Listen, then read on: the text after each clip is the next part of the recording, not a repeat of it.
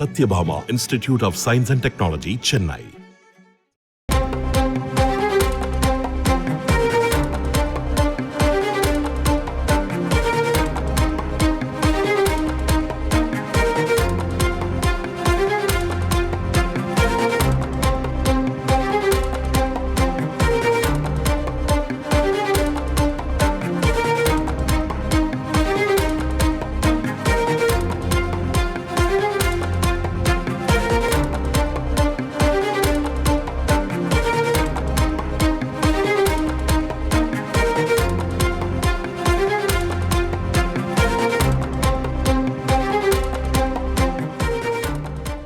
பாஜக ஆளும் மாநிலங்களில் செயல்படுத்தப்படும் சிறப்பு திட்டங்கள் எதையும் தமிழகத்திற்கு 10 ஆண்டுகளாக தரவில்லை என அதிமுக பொதுச் செயலாளர் எடப்பாடி பழனிசாமி விமர்சனம் செய்திருக்கிறார். விவரங்களை செய்தியாளர் ராஜா வழங்க கேட்கலாம். ராஜா, கூடுதல் விவரங்கள். ராஜா, வணக்கம். அதிமுக பொதுச் செயலாளரும் முன்னாள் முதலமைச்சருமான திரு எடப்பாடி பழனிசாமி தற்பொழுது ஒரு வேண்டுகோள் விடுத்துள்ளார். அதாவது தொண்டர்களுக்கும் பொதுமக்களுக்கும் ஒரு வேண்டுகோள் விடுத்துள்ளார். அதன்படி அந்த அறிக்கையில் நாடாளுமன்ற மக்களவை பொதுத் தேர்தலை ஒட்டி தமிழர் உரிமை மீட்போம், தமிழ்நாடு காப்போம், ஒற்றை விரலால் ஓங்கி அடிப்போம் என்ற தாரக மந்திரத்தை குறிக்கோளாக கொண்டு 40 நாடாளுமன்ற தொகுதிகளிலும் தமிழகம், புதுவை உள்ளிட்ட 40 நாடாளுமன்ற தொகுதிகளிலும் சூறாவளி தேர்தல் பிரச்சார சுற்றுப்பயணம் மேற்கொண்டதாக தெரிவித்துள்ள அவர், அனைவரும் அவருக்கு மிகப்பெரிய வரவேற்பை கொடுத்ததாகவும் திரு எடப்பாடி பழனிசாமி அந்த அறிக்கையில் குறிப்பிட்டுள்ளார்.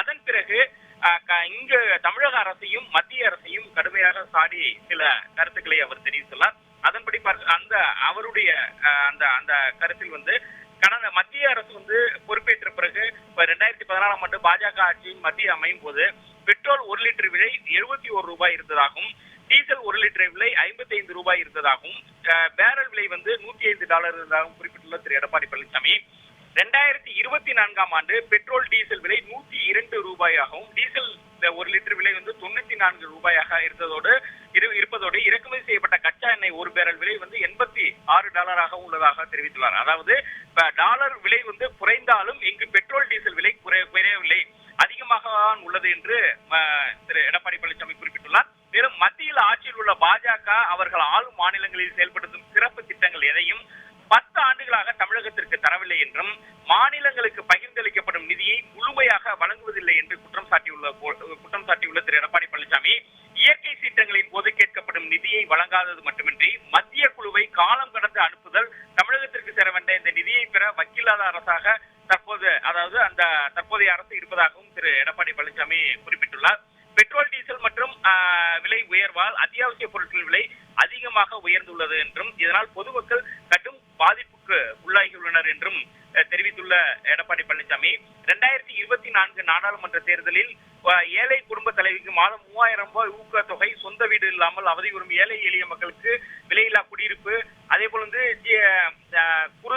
சிறு குறு தொழில் செய்பவர்கள் மாத அடிப்படையில் ஜிஎஸ்டி வரி தாக்குதல் போன்ற வாக்குறுதிகளை நிறைவேற்ற அதிமுகவின் மூலம் தேர்ந்தெடுக்கப்படும் நாடாளுமன்ற உறுப்பினர்கள் அங்கு டெல்லியில் வலியுறுத்துவார்கள் என்றும் தெரிவித்துள்ள திரு எடப்பாடி பழனிசாமி, தமிழக அரசின் மீதும் சில குற்றச்சாட்டுகளை வைத்துள்ளார். அதாவது 2021ஆம் ஆண்டு சட்டமன்ற பொதுத் தேர்தலின் போது நிறைவேற்ற முடியாத பல வாக்குறுதிகளை திமுக அளித்ததாகவும், 520க்கும் மேற்பட்ட வாக்குறுதி அளித்து கவர்ச்சியாக பேசி மக்களை திசை திருப்பி தற்பொழுது ஆட்சிக்கு வென்று, ஆனால் இன்று வரையிலும் அவர்கள் அறிவித்த அறிவிப்புகளை நிறைவேற்றவில்லை என்றும் தெரிவித்துள்ள திரு எடப்பாடி பழனிசாமி, திமுக ஆட்சியில் மக்கள் அன்றாடம் சமையலுக்கு பயன்படுத்தும் காய்கறிகள், மளிகை பொருட்கள், அரிசி உட்பட்ட அனைத்து அத்தியாவசிய பொருட்களின் விலை தாறுமாக உயர்ந்துள்ளதாகவும், மின்கட்டணம், பால் விலை, சொத்து வரி, அதே போல குடிநீர் மற்றும் கழிவுநீர் இணைப்பு வரி உயர்வு, குப்பைக்கு வரி, அரசின் அனைத்து கட்டணங்களையும் பல மடங்கு உயர்த்தியுள்ளதாகவும் தமிழக அரசை சாடியுள்ளார்.